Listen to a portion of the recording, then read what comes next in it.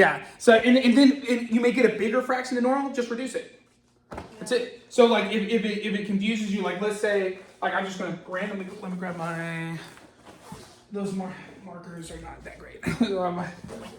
Yeah, so like if you have, or I guess we can take we don't have to, we can work a full one, but I'll take one just as an example. So like let's say, yeah, okay, like so on 2, on the homework, where you have +5 equals, and this might even be the one you're talking about, or something? Yeah.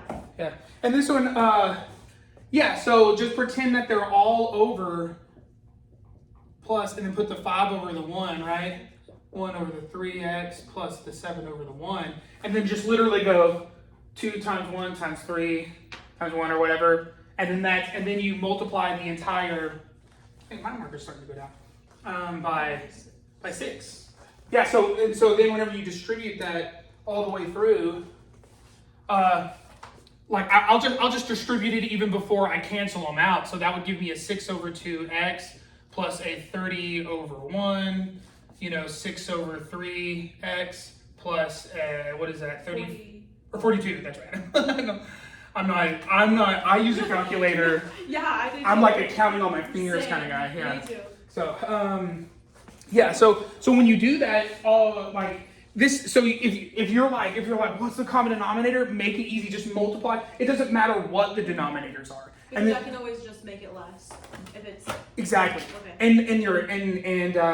I'm not a big proponent of just like use your calculator to like check and do arithmetic to double check yourself. That's what I like it for. Don't have it just like solve your stuff. Do the work first and then double check, because you want to build that math intuition too. So of course, like 6 over 2 is, this reduces to, oh wait, and I'm like in the way that. You're good. Divide by 2 on both sides. 3 over 1. Right, which is just anything over 1 is just 3. Yeah. So you'd have 3x, and then anything over 1. 30. And then 6 over 3 is 2. right. And then 42. And so there, you got rid of all your fractions. That seems so much like that. Just like clicks better in my head than this one does. Yeah. And I feel like I could like get that better. Yeah, it's like you don't because the way that Professor Lopez is doing it is she's doing it where you're gonna stop at the least common. Like you're gonna you do this trial and error, and so you don't have to do any reducing. But like if that's problematic, then just multiply whatever the denominators are, just put them all together. Because, and if you think about it, if the full number has an element of each denominator, then they are factors of that big thing. Even if it's a big factor, it doesn't matter. It'll still eliminate the bottom. And then here, to just solve, right? Yeah. Here? I know how to do that. Like that part. This part, right? Like move that over, move this over, divide by that. Minus 30. Yeah. Minus 30. Yeah, and we might as well, yeah. So we'd minus 2 on this side, here, just to crush it real quick, Yeah. minus 2 on that And side. minus 30, minus 30. Yeah, and then, yeah, exactly. In minus, you can do it in one step, which is nice if you want to save some of that paper. So you just bring everything down, gives you an x, 0, and then that gives you 12. See, I feel like I can do that. Like, I just need to know, like, in my head that I can do that. Because once I hit, like, a test and I look at it, I'm like, yeah. dang it, I just pause. The one that Professor Lopez did today that is, like, really very beneficial and crucial, though, is when you have those polynomials in the denominator. Do you remember what she did there? Mm-hmm. Those are very crucial. Where you have to find the x plus, and then you like put it in its own. Yeah, you factor them into it's 2 a factors. Type 1 trinomial, right? Yeah, like those are. I sometimes even forget which trinomial. I just know, does it have a number in front of the x squared or not? That's all I think. But yeah, that exactly. Those polynomials, you do want to break them into factors, but then I could even. Oh wait, hold on. Which one did she do in class today? It was the 6. Let's do 7 then real quick. Okay. We're gonna do 7, and because like there might be a strategy that I can help you with that same idea where what I just said about using the all the denominators. So we have an x plus 2 in the bottom here. We have got. Let me just take it with me. I'm gonna get a cardio over here. Yeah. we have an x squared plus 5x plus 6. And then, and then we've got minus 2 over x plus 3. We have a 1 here, we have a 7 here. And, okay, so what still does stand true is like, you do still always want to factor this. Because, so it still stands, like what I said, if you wanted to multiply all of the denominator together, you could certainly do that, but it's going to get huge. And you have to know how to multiply something that has 2 terms to 3 terms. So just don't do it. So like this thing, you do want to just find whatever that is. What method would I use here? Are you good at trial and error, or do you need like a specific step-by-step to crack those open? Usually step-by-step. Okay. Have you heard of the AC method? Yeah, where it's like A, B, and C, right? And then you just put it.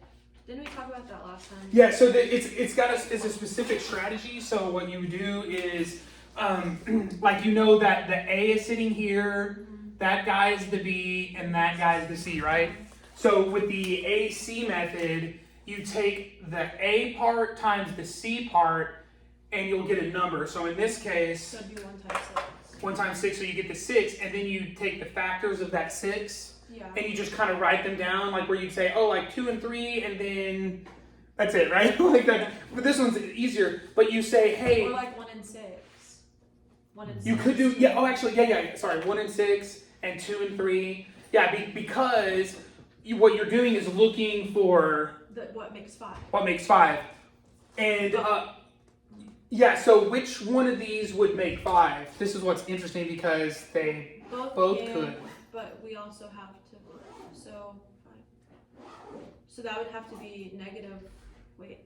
Yeah, that'd be -1 and positive 6. 6 times. Positive 6 times -1. Yeah, you would could equal -6, so that can't work. Yeah, there you go. Okay, I was going to read it. Okay, yeah. So this one can't work because of that. Yeah. If you put them in there and then when you do the FOIL first, inside, outside, when you do that last, you'd end up getting a -6. Can't happen. So this one, you don't want to choose. This guy is your guy, and they would both have to be positive to give you that 5. And so, do you understand like what is happening to here whenever you do that? Yeah, what's why are we doing this? Like, does it, why? So then don't we open up the 2 little... Yeah, it does, but like even just in a more broad general sense, it's saying that we just, like, if you look at it like this, like we know that's 2x, 3x, and 5x, right? Right, to be equal this. So all it's saying is we're like, this is equal to that. So it's just substituting in that same value, but it's a value that lets us do greatest common factor. So like if we add that together, we get that same thing, right? Yeah. It's all that, I know it's subtle and it's really simple, but it's like, do you see how all you're doing is actually just splitting this number? That's all that's happening. So do we have to keep that full thing, like what you just wrote? Do we have to put that instead? Go down. Well, this is your shorthand to the side because you don't have to put it in here yet. Because then, what do you do here? Because we're trying to get those 2. So don't you like open up, do the parentheses here, drop the x, so it's x plus 2, and then x plus 3? Right, because you're factoring out an x, right? And then you'd have here, you bring that guy down. And then x. And then what is the greatest common factor you can pull out of that? Do you see what I'm saying? Okay, yeah. When you see 4, and this may happen too, when you see 4 terms, more than likely you're using greatest common factor. And so that's always a part of the AC method.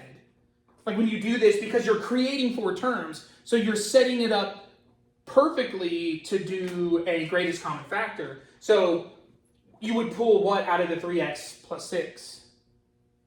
The whole thing, right? Well, not the whole thing, like, what can I factor out of this? 3. A 3. And what would be left would be a 1x plus 2. Exactly, and then match up, that means you did it right. Oh. Do you remember that? Yeah, I do remember that. Yeah. Okay, but you're not done. Then what do you do? So it'd be x plus 2 because that's the greatest common factor between both. Yeah, so like, yeah, because technically what you're seeing here is this giant grouping, and you're taking this x plus 2 out to the side, leaving the x plus 3. Yeah, so you end up seeing something that looks like x plus 2, and then x plus 3, and now you have it factored down. So you can see the elements of what's available. So then would we replace that with? Exactly, because this is that. It's just in a different form that's easier to see. Does that make sense? Yeah. It is the same thing. This right here, what we did, is just a transformative process where this is that. It is the same thing, because if you FOILed this back out, guess what? You would get that middle polynomial, right? So then we bring this guy down. So that is something that you can't get around with these types of problems. You have to do that. So then when I hit that step, I then have to find the greatest common factor, right? Are you talking about over here? No, when I'm like solving that. Okay, so now we're greatest common denominator. Yes. Yeah, and I'm only particular about those words because those words are associated with steps, right? So if you assign those steps, it's almost like a filing cabinet in your brain. You're like, AC method, oh, I know what I do. I take these two, boom, split, but you know what I mean? Like, get those words associated with like almost a reactionary process where I see this word, I already know this, kind of like a dance, you know, am I tangoing? Am I like, you know, or what, you know what I mean? Like, you know how it's moving. So when we're here, this is what's great, is this one has a little of that one and a little of this one. So which one do we multiply everything by? The middle one. The middle one, because it's going to eliminate those. So all you're looking for with the common denominator is everyone taking a part, essentially, a part of the thing, right? And so then that allows you to, which is the same as like with the regular numbers, because if I multiplied these two together, right, like then I would have that.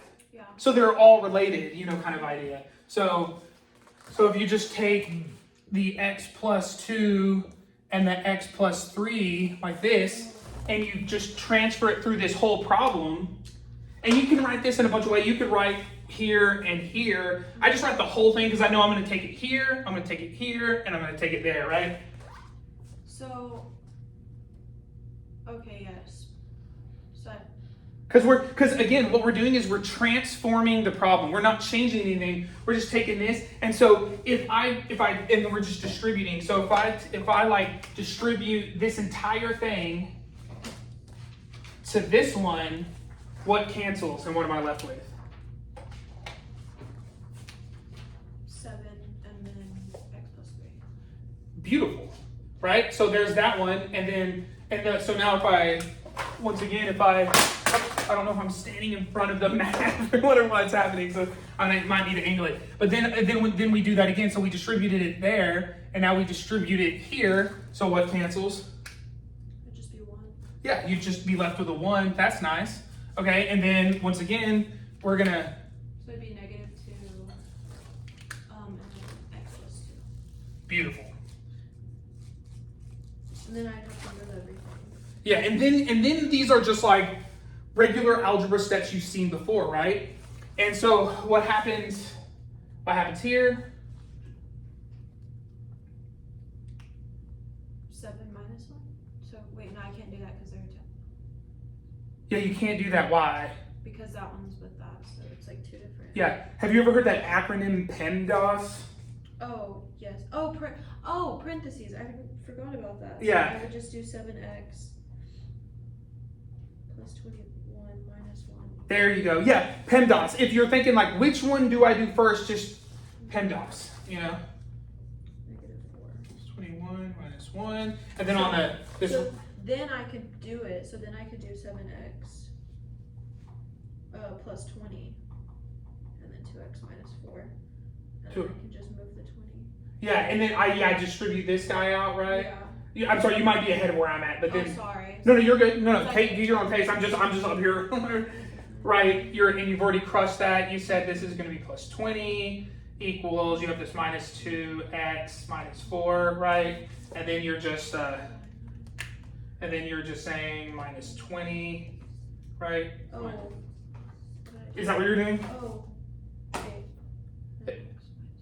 Yeah, I did all that. Okay, good. Yeah, because it can look different. Like you can go a different way, right? So then, and like let's say I added this, but then I'm gonna, or subtracted that, and then I'm gonna add the 2x to both sides. I'm just gonna do it all in one step. So that one eliminates 7, 8, 9. We get a 9x, right? Equals, that one cancels, and then we have a negative 24, right? Yeah, and then I divide it both by 9. Beautiful.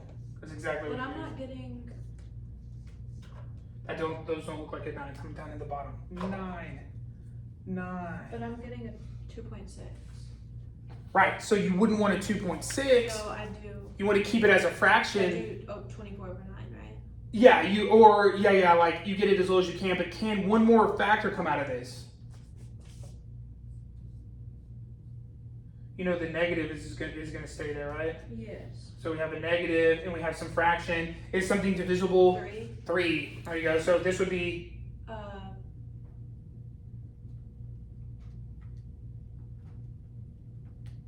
8 over 3. beautiful. There's your answer. And don't forget that negative. Negative. Yes. Okay. Cool. So then, bam. So those are the two processes. If the denominators are just numbers, and you don't feel like finding the common denominator, the numbers just multiply all the numbers together, and it'll make a So common do factor. the AC method. Do this number times this number, and find the factors of that to whatever adds up the middle. B. Yeah, exactly. You want that B to be added up, and I do have an individual video on the YouTube if you forget the AC method, and I have it just in like a little 10-minute thing. So if you need to refresh, you can just look at Is that this as well. only on problems like this? Like the AC method only on like, I know this is like 1.2, but is it only on You will. fractions that look like that? It's your best move. Yeah, well, if you see a fraction like this, I'll say 100% for your class, you're going to use this. Okay. Then the other time you'll use it in the 1.5 section is anytime you see this in the instructions. If you see solve by factoring. That literally you can either do the trial and method error, or it's literally saying use the AC method. Use the AC method. Use the AC method. Like if you see this, the other ones are easier because it literally tells you, hey, complete the square, use quadratic formula, use the square root method, and then solve by factoring. Use the AC method if the trial and error. Some people can just see it, right? And they go, oh, I can do this. And the more you do it, I'll admit, like you can get there, but this is the method if you can't already do that. This was never shown to me, so I just had to figure it out when I was in math. No one ever showed me the AC method. I learned it here. So I always was like, oh, like. Factor and use the AC method. Okay. Yeah, if you see that, this literally means that. Use the AC method. Can we do completing the square? Yes. That's like another thing that I kind of don't really get. Yeah, totally. The completing the square. The square root method. I get the square root method and like completing the square like. Those are different. Mixed, yeah. Yeah. And so the square root method is like I get that because I can just put it in. Like yeah. Square root is like super easy, right? It's kind of almost already set. It's screaming at you to use a square root because you'll have something squared and then just some like constant, and you'll be like, let me just square root both sides. Kind of idea, right? And we can look at some more. They won't always look like that, but that's kind of the square root method looks really. I guess could we go over the square root and completing the square? Yes. And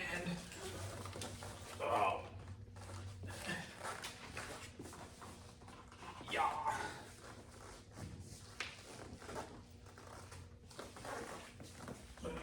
Okay. So let's see, number we did 12 and 13. So the 12 and 13 will see y'all did but you want to. I can grab one from the homework if you want another example. Yeah. Okay. Yeah. Let's do square root method, and then let's see, test 1. Homework would be in here. Handouts. Okay, I'm going to grab one that's a little bit funny looking. Okay, it'll be 24 from the homework. Okay. 24 from like 1.5. And it looks like we got x plus 4 squared 21, right? And this one explicitly says use square root, right? So in the instructions it says like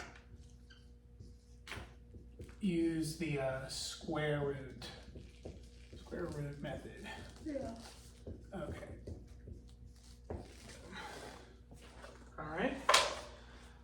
All right. So, Do I still do parentheses? yeah, like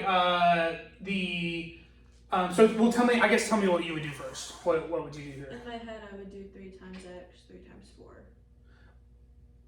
Let's see. Because I also, no one ever taught me the PEMDAS thing. Let's make sure we have the PEMDAS. Okay, so, all right, so parentheses, yes, but, like, can you, and when it says parentheses, it means inside of the parentheses. So okay. And then this next one is what? Exponent. Exponent. You can't do anything with that, kind of, right? Yeah. You have this exponent. You could FOIL it out, but you're making the problem bigger. So when you're solving a problem, you're simplifying it down to what just x equals. So if you FOIL this out, you'll have an x squared, and that's like not helping us, right? So you don't want to do that. So then was this like parentheses exponential Exponents multiply, divide, add, subtract? There it is. Okay. That's funny. No one ever taught me that either. I learned that here. I always remember it. Please excuse my dear Aunt Sally. That's how they taught us in junior. That's cool. Yeah. So what is the goal here? We're looking for what? In all of algebra, we're always solving for x. Okay. So how do I get closer to solving for x?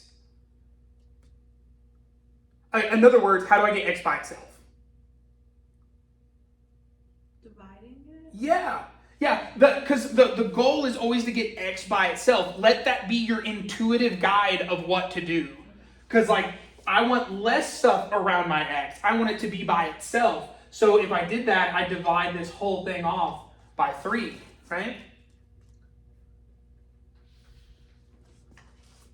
And then those guys cancel, and we're left with our x plus 4 squared equals 7. 4 squared equals 7. Beautiful. Okay. Now, what to do?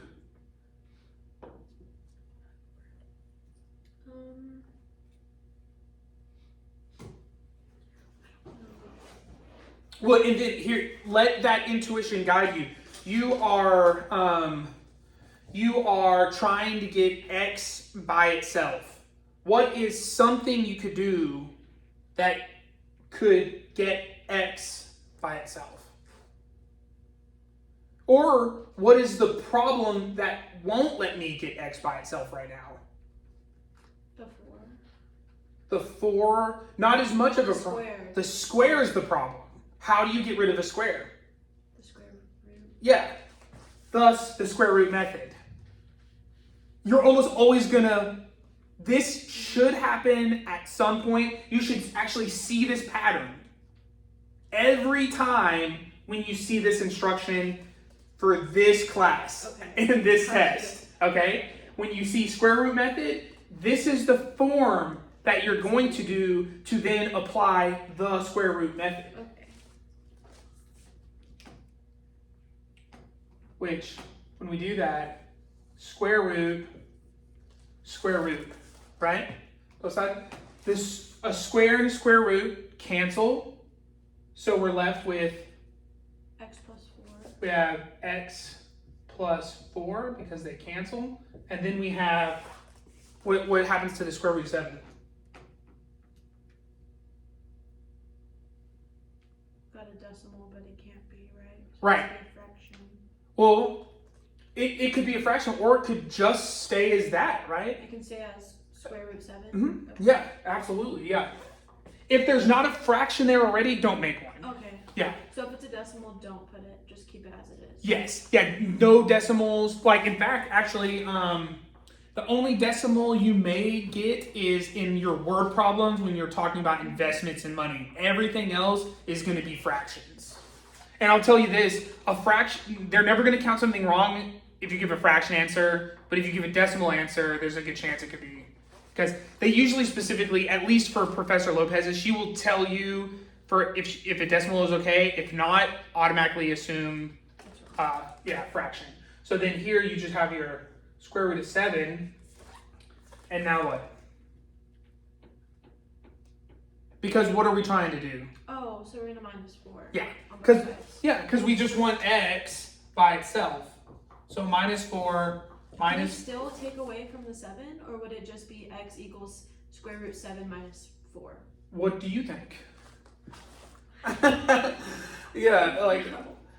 it's like because this is the intuitive part of math where it's like I want you to build because we're gonna get the right answer, but I want you to know why, right? Because that's been it's like teach a man to fish, kind of idea. You know what I mean? Yeah. Okay, so can I combine them? No, Why? because it has a square root, like it's already a thing. Okay, I like that word, a thing. It's already grouped into something. Yeah, it's like a parentheses, or actually more. It's almost more. It's better to think of it like something like this. Like imagine that I had 4x plus 7. Can I add those? No, because it has an x. Because they're not what? They're not The same. right. Which in math we call those like terms. No. Like terms. These aren't like terms. Think of it like that. Think of it like a like term. You can't add that. So you would have your minus 4 plus your square root of 7, or you can flip them, right? You could say square root of 7 So minus 4. since I already know it's a -4, I don't have to put the plus or minus 4. It would just be -4. Oh, I forgot that. Oh, very, very good point. Yeah, right here, hold on, I'm backtracking just a second. Anytime, always get into the habit of this, and I was talking while we're like, anytime you introduce, like this one squares off and you're great, but when you introduce a square root, you always have to put a plus or minus. Okay. But also, why is that? Do you know why? No. Because if I take 7 and I square it, what do I get? 49. Okay, well what happens if I take -7 and I square it? -49. Put the in parentheses. It's in Oh. -7 squared. 49. They're both positive. So square rooting is the opposite of this. So when you square root, you don't know if it's plus or minus because it gives you the same answer whether it's plus or minus. That's why. Does that make sense? Yes. It makes sense because in this case, like to work it backwards like this, like if I had a minus square root of 7 and I squared it, I would get 7. But if I have the square root of 7 and I square it, I get 7. Minus plus. So it would be either or. Either or. That's why you do that. Okay. That's why you add the plus or So minus. when I put my answer, it'd be x equals plus or minus square root 7 minus 4. Yeah, or you can, a lot of people like to put the plus minus in the middle or whatever, so you would have the x plus 4 equals the plus or minus square root of 7, and then whenever you minus the 4 over, people usually write it like x equals minus 4 plus, and that might have been what you said, but I was just like, a lot of people put the plus or minus in between, but it doesn't matter. You could have put plus or minus square root of 7 minus 4. It doesn't matter. Okay. Cool? Yep. Nice. And then that's your... So always when I'm introducing a new square root, I put plus or minus. Yeah, because of that thing that we did. Because if you square a negative number, it's positive. If you square a positive number, it's positive. You don't know, so you create this level of ambiguity there when you do that. So that's why that happens. Can we do one more square root? Yes. And just see if I can...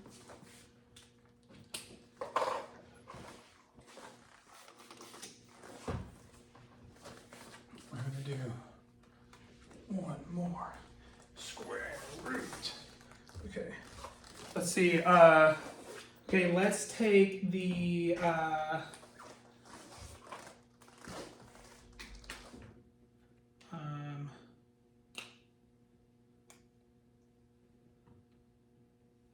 okay, there we go. We're gonna do 18. 18, and that is gonna be 3x squared. 3x squared minus 1 equals 47.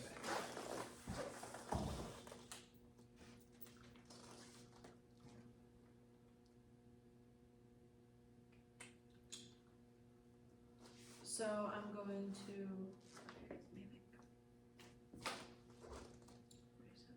This is like Indiana Jones. One wrong move and we fall to our death, okay?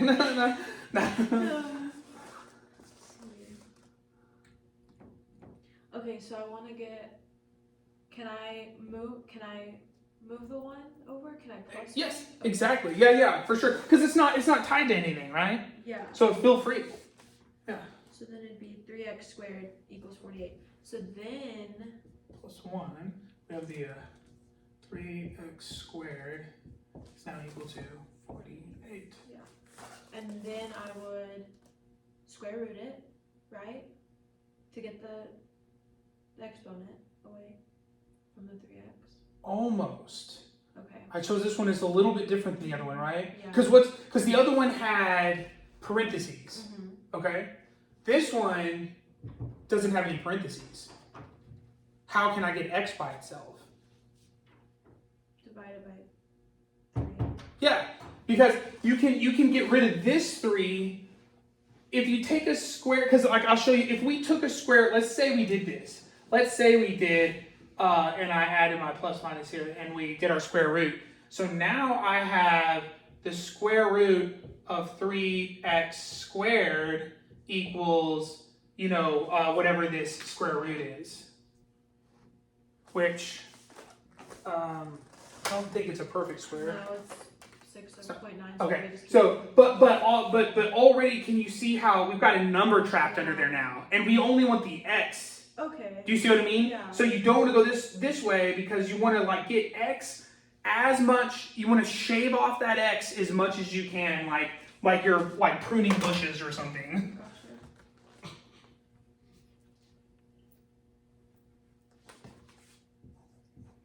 Right. So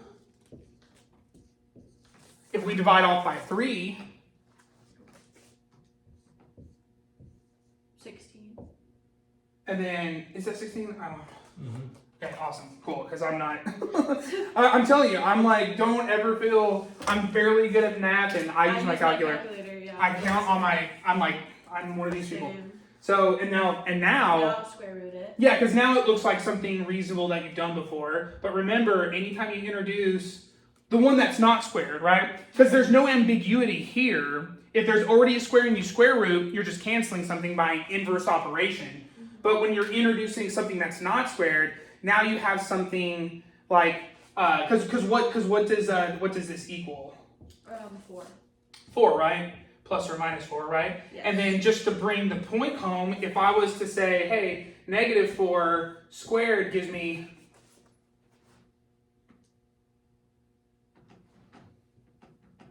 Oh, wait, I did that wrong.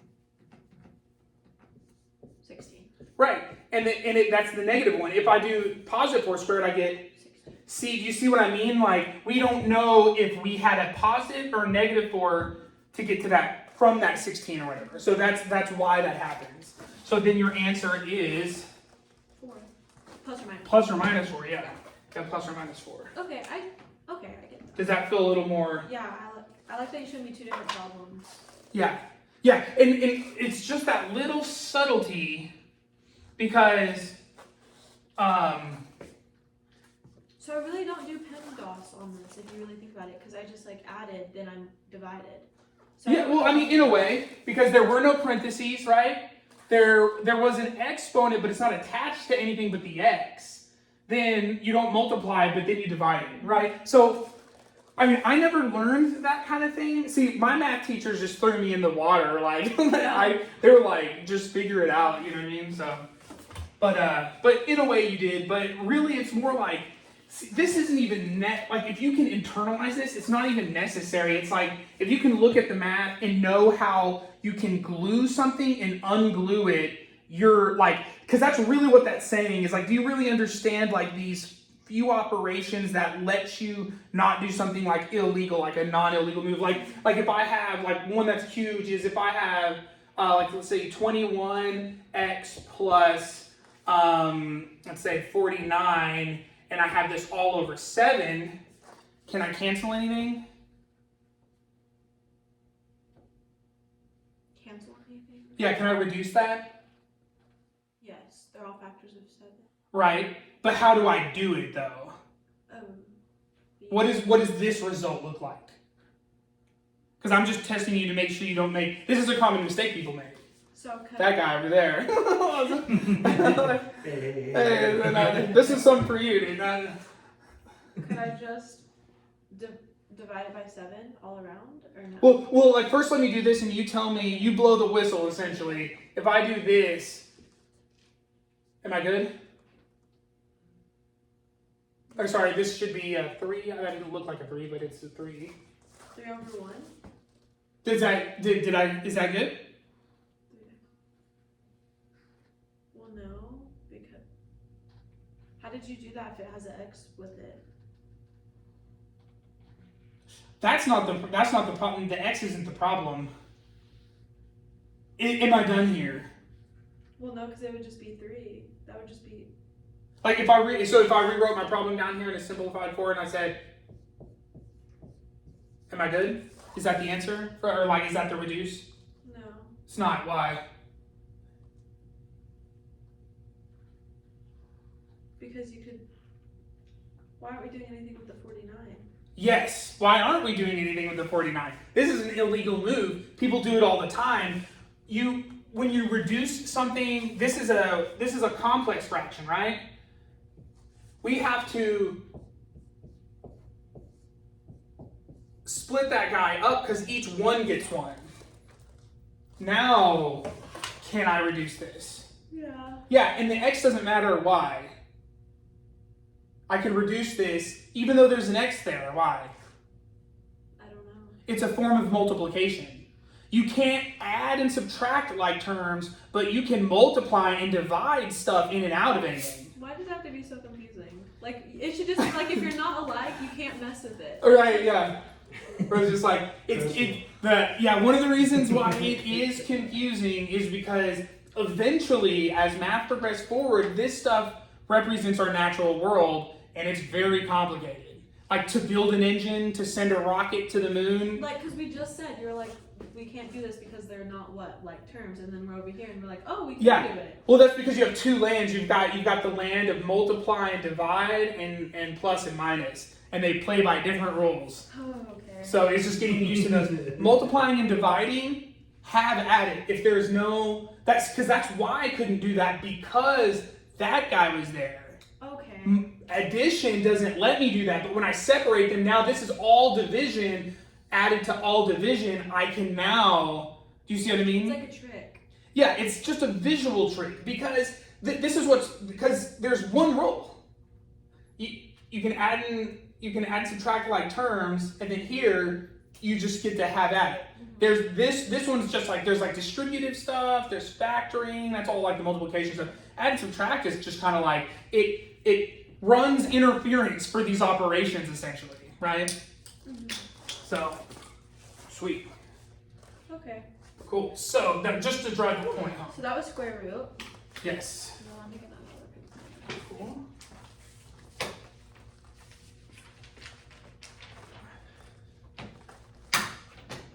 Sweet. I'm trying to adopt the black pen, red pen holding style. I don't know if you've seen his videos. He's like 0. He was like, this is very interesting. He's like, he goes, and it's pretty nice, right? He always does that, and it's pretty nice. He's awesome. This is all algebra you're doing right now? Yeah, we do algebra from 12:30 to 1:30. So, and then we can start on calculus stuff after that, dude. Okay, so we did square root. Do you want one more of those, or do we need to go into completing the square? Completing the square is the monster. It has a very specific set of steps. But what's nice though is the steps are exactly the same every time, regardless of what the problem looks like, no matter what. Whereas, when we were doing the square root method, it was like, do I divide this off? You know what I mean? We always have that, can I divide that off? Can I move that over? This one is going to be the exact same no matter what the problem. So even though there's more steps, it's rigid. It's very rigid in its application. So do you want to do the one from the test review or just one from the homework? Oh, let's just do one for the homework. Okay. One from the homework handout. Cool. That's what I was doing in class. I was trying to organize all my notes. I was like, I need to get all this stuff. Okay. So let's use, we're going to go with 60. 60, and it is still a 1.5 thing. So, and it's 2x squared plus 5x minus 3 equals 0. And then black pen, red pen, he'd go, like that dude's awesome. I love his channel. Okay, and so this we're going to be using. This is completing the square. Boom. Okay, and this is like once again, these steps will not change. Period. No matter what this thing looks like. Okay. The only first thing that you do need to do is make sure everything is in this standard form, and I just mean everything to one side equaling 0. Okay, that's all I mean. So that's step 1. Essentially, just get it into the standard form. Okay. Then this next step, always and forever, no matter what, it doesn't matter if it makes fractions or not. You have to divide the leading term off of that x squared. Period. It doesn't matter. You don't even have to look at the rest of the thing and worry if it makes fractions or not, because you cannot do this method without dividing everything off by the first term. And that is period forever. And like, again, every one of these steps I'm going to say, it's like every time. So this one's very like robotic. Like you're just, just going straight for it. Okay? So now we just simplify this so we get what? Plus, do I keep it as a fraction? Indeed. Okay, so 5 over 2 x minus 3 over 2 equals 0 over 2. But yeah, 0 over 2 is what? Because anything times or divided. Yeah, you can't divide by 0, but anything divided with 0 on top, right? Because you can't have this, right? Yeah, it would because it'd have to be 1 if it's like 2, right? Well, 2 over 0 would just be. What does this equal? 2, 0, 2, right? 2 divided by 0. Well, okay, so that like if I had like 10 over 5, right? You could rewrite that as 5 over 1. Right, you can rewrite it like this, right? Yes. Well, I didn't say, so yeah, sure. Yeah, but how many times does 5 go into 10? Twice. So you have a 2 right here, right? Yeah. Okay, so notice the top one, or the top one is in here, right? And the bottom one is out here. How many times 0. can I, is there anything I can multiply 0 by to get to? 2, 0 times 2. Wait, no, that's 0. That's 0. Whoa, what's happening? Oh no, like what's going on, right? Is there anything I can multiply by 0 to get a 2? No. You can't. Yeah. This, they call it undefined. Okay? And anytime you see this and you see a graph, it just means that at 2, or, it doesn't necessarily say, it depends on what this stuff is, but let's just say it's here, you'll get what's called a vertical asymptote where the function cannot exist. because nothing exists there. You'll learn this here a little later. Okay. But it just means that undefined means there's nothing there, because you can't multiply anything by 0 to get a 2. It doesn't exist, right? So you'll learn that a little bit later. I just wanted to make sure that you knew that, because, you know, if you put it over here. I was like, I don't know what I did to it. I was like, my bad. Thank you. Cool. So here we are. And then also the other question that you said, do I leave this as a fraction? My question would be like, what else would you do with it? Yeah, there's nothing. There's nothing else to do with it, right? Okay. You know, you could turn it into a decimal, but that's not going to do Yeah, I anything. know. Yeah, so it's like some of those, and so that's some of that intuition.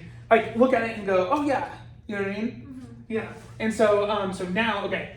So next step is to create a gap. Move your constant. It's always the constant, the one without the x. Move it over here to the 0. If you go into higher math, what is your major? I'm going to physical therapy, so kind of like they put me in like science, like major of science and health. I wonder, you might have to have calculus. Don't say that. This is my last math in my eyes. Okay, Last math. maybe it might be your last one. Physical therapy, you might have to have a little more math. But okay, so we're gonna move 3. We're gonna add both sides by this 3 halves, creating like this gap, and it's always the constant we move over. Okay, so constants without the x, move it to the 0. Yep, move it to the other side. All right, and so now we're left here with this x squared plus 5. This is why. Do I have to keep that 0, or could I just put it 3 over 2, like equals 3 over 2? Yeah. Okay. Yeah, because at this point it's just addition. 0 plus something is just that thing, Okay. right? Yep. So then we have this gap here, and Oh. yeah, and then we have that, and it's positive. This is why Red Pin writes like this, so he can stand like this and write, so he's not in front of the math. That's crazy. Yeah, he developed this kind of thing where he's like, oh, I'm talking to the camera, like he's just running like this. So I gotta practice not being in front of the math. Okay, so we make this gap right here. Okay, that's the next step. And once again, every single time, just memorize this like, oh, it's like this. So now this middle one, we need to take this number and we're going to divide it by 2 or multiply by half, right? It's the same thing. Do you know that? Multiplying or dividing by 2 is the same as multiplying by half. Do you know that? Dividing by 2 is the same by multiplying by half. Yes. Do you know that that is? Okay. So just put it in, because you're going to come across this. And so I'm going to do 1 over here where I'm dividing by 2, okay? Okay. I'm dividing this by 2. So how, and this is a complex fraction, I'm going to make this bigger. So how do I combine these complex fractions? 2 over 1. No, right, not 2 over 1, but because we have to cancel the bottom one, don't we? Because this 2 over 1 will cancel, right? And those cancel, and I multiply the top. Oops, I can't do it. I need to change my fingers. Put 1 over 2. This is not working. Do you see what I'm saying? Dividing by 2 is the same as multiplying by half. Okay. So I just need to multiply by half. Just multiply by half. Like, I just want you to know that those are the same. Gotcha. Okay. So now we're gonna take this 5 halves, and we're going to multiply By 1 over 2. by 1 over 2. So That gives us 5 over 4. 5 over 4. Okay. You do this every time. Now. But it'd be plus or minus? No. That's only square roots. Square root. So Square root. So it'd just be plus 5.4. Yes. But if this was a negative here, Then it'd be negative. then it'd be negative, right? So because that sign follows it, okay? So, but now our next step is we square this bad boy. But you have to do it on the other side too. Right, because we're going to add it here, and what you do to one side, forever and always, you have to do the other side. So we created a gap, moved the constant to 0, Mhm. and then we multiplied by. How do you know which one to multiply by? Wait, You're always going to do it by half. always by a half. But it's always going to be the That same. middle term, the x term. Multiply. Always just the single x, whatever's sitting in front of that. Or you can think of it as the b portion of the, you have the a, b, and c. It's always the b part. Always. Okay, and so now, Okay. so now I'm going to write over here, and we've got our new thing where we have x squared plus 5 over 2x.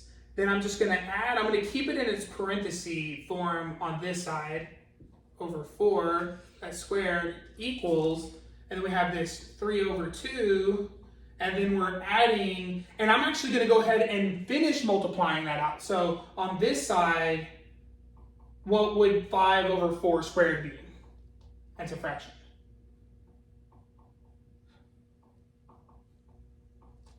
Five over. Yeah. When you square a fraction, what does that look like? And also check this out. You know that when you see a squared, it just means there's 2 of whatever's in there. So it'd be, so we'd just do, so it'd be 25 plus, like would I just square each one and then add it? Like 6, so it'd be like 25 plus 16 and like do that? No. So check this out. So that square, it just means there's 2 of them. If I write it like this, it might clear it up. If I say, hey, 5 over 4 and I multiply by a 5 over 4, what do I get? 1. 1? 1. 1? How do you multiply fractions? Like, cross. Not cross, across. Okay, so. So 25 over 16. There you go. Okay, so I was, oh, wow. And so square always, if you ever get confused, it just means there's 2 of what's ever in there, right? So if you ever, so write them out if you need to. So over on this side, we're going to have a 25 over 16. Okay. So now here we are. Now the next step is you always take this